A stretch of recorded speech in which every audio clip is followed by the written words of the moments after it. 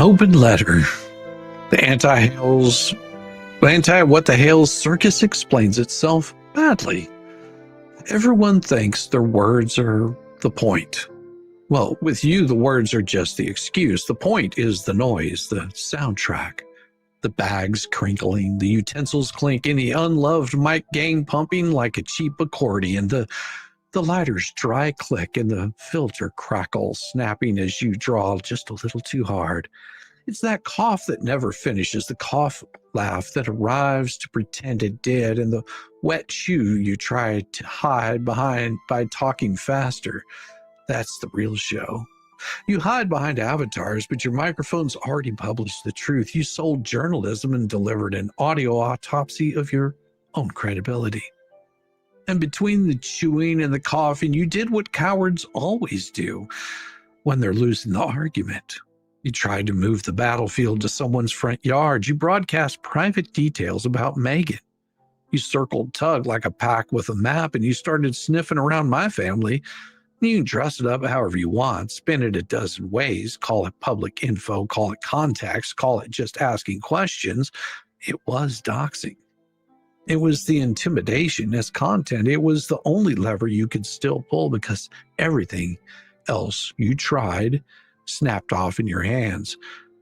Now, the transcript gives away the plot without meaning to. You opened with apparently I'm banned from YouTube while you were streaming on YouTube. Then someone with a functional neuron asked the only honest question you got all night.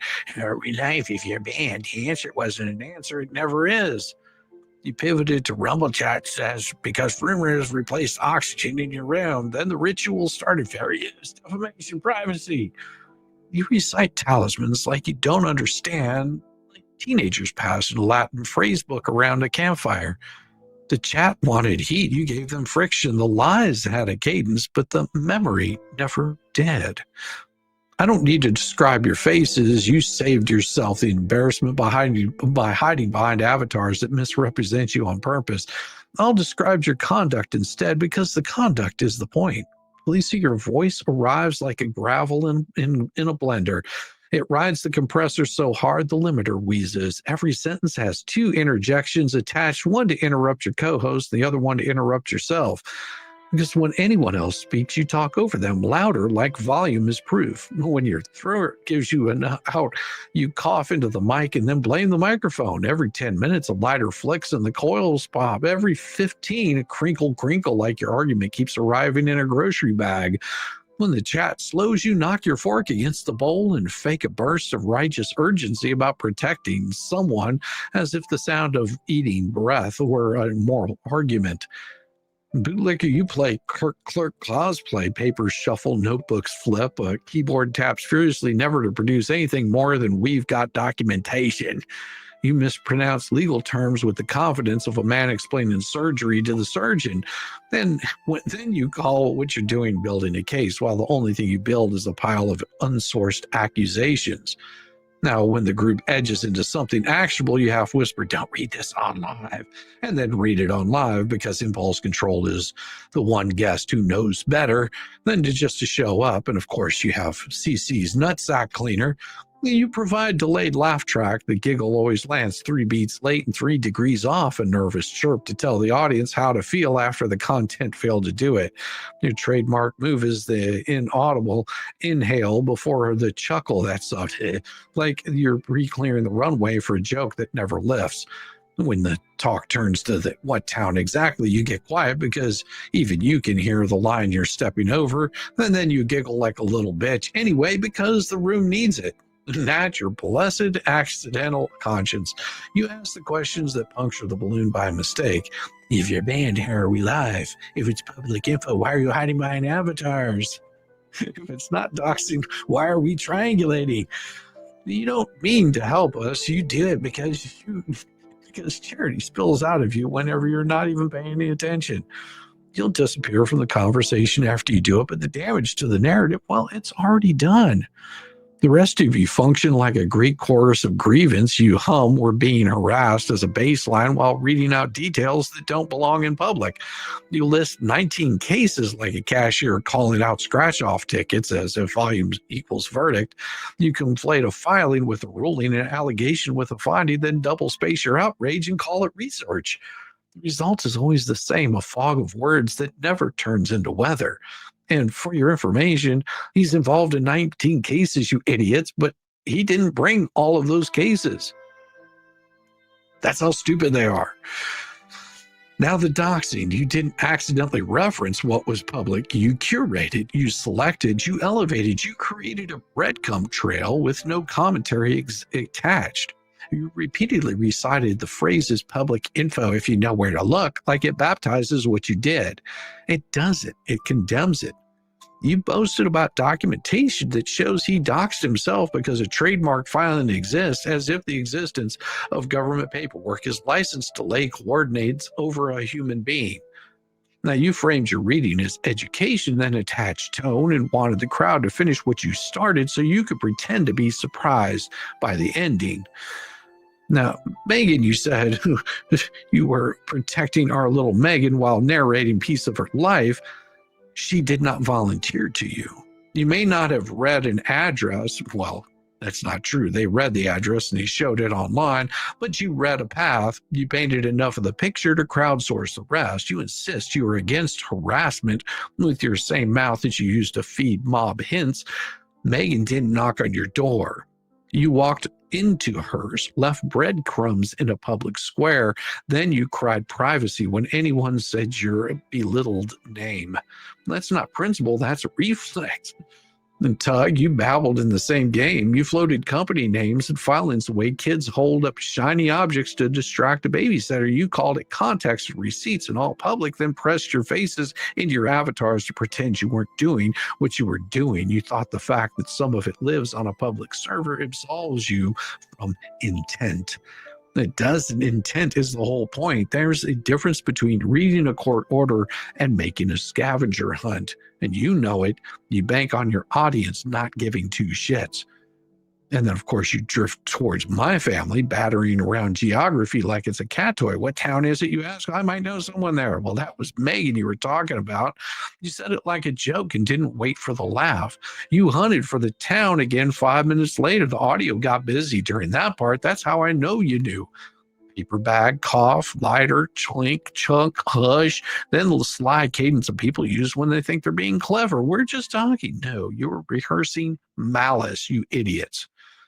On the substance, you did your usual routine. You declared bands that weren't bands, masked as apparently to avoid admitting you just made this shit up.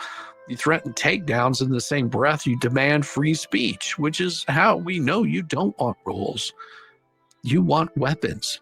You misused fair use like it's a magic coupon that applies wherever you're the only one doing the clipping. Then declare everyone else a thief. You promised legal action more times than you named a single specific false statement with a date and a clear speaker. You hopped from platform policy to courtroom fantasy like frogs who can't admit the pond is shallow. Your favorite refuge is the whole "we never mock anyone" lie while you say it. You layer on nicknames, tack on animal noises, make fun of teeth you've never seen on camera because you built a morality that requires target practice. You mocked, then you denied, mocking like children with chocolate on their faces, denying they know what the fuck a cookie is. You screamed defamation without the first element in your pocket.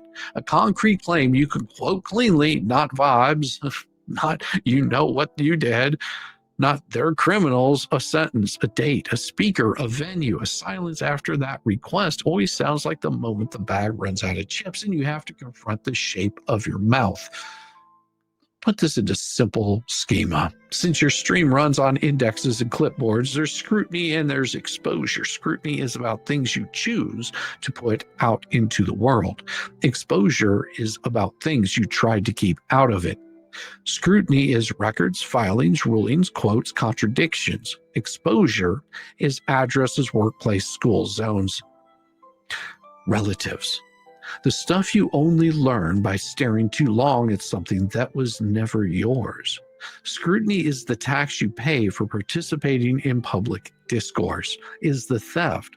Exposure is the theft you commit when discourse fails, and you still want to feel powerful. You only do the second well, you barely try the first, and when others do it to you, you howl.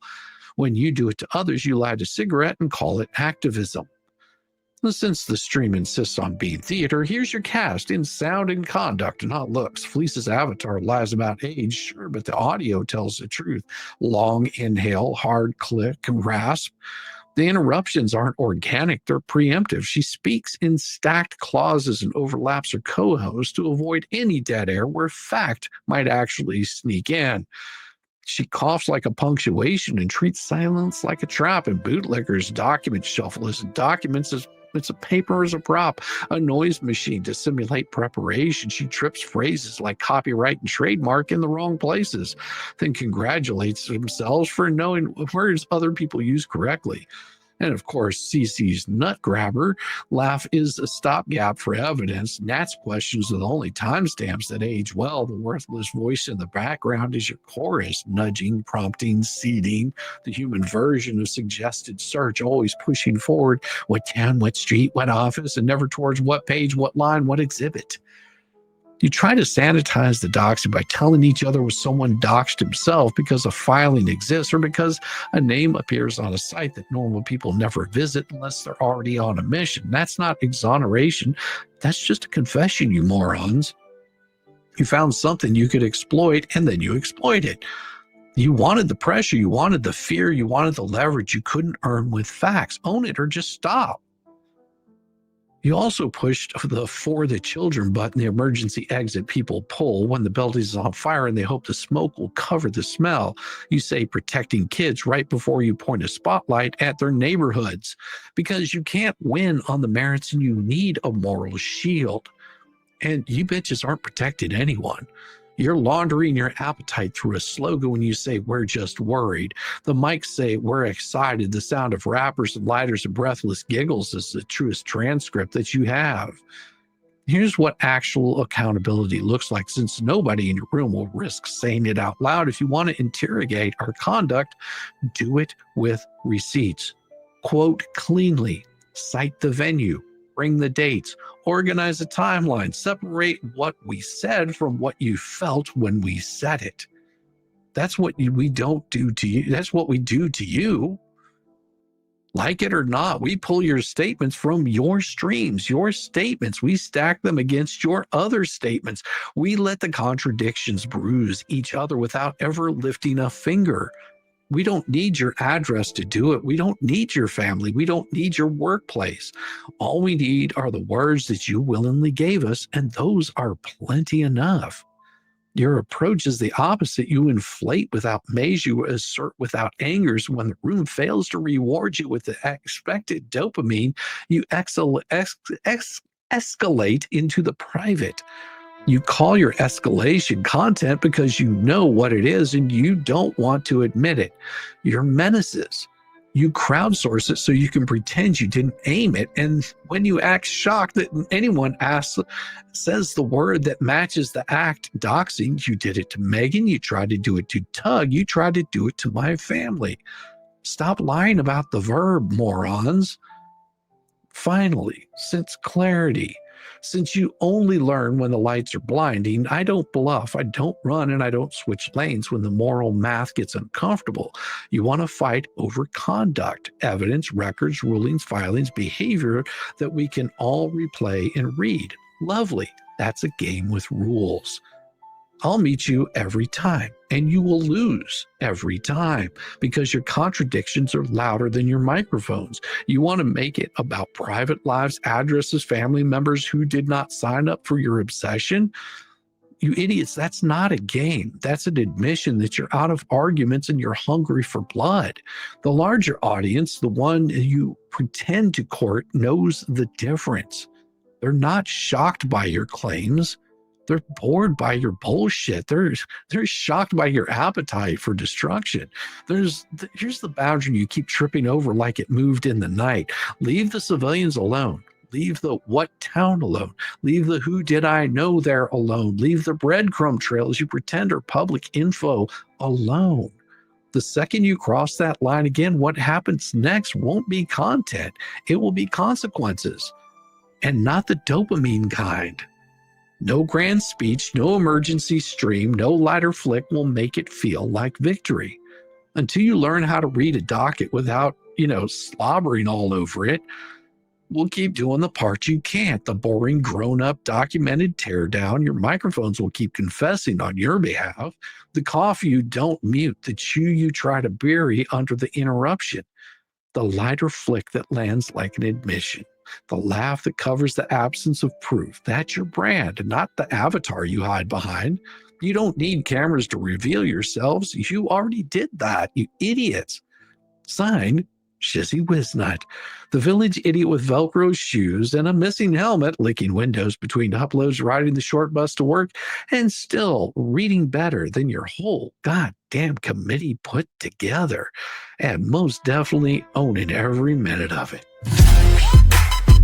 It is about time. Let's break this mother down. With Shizzywhiznut.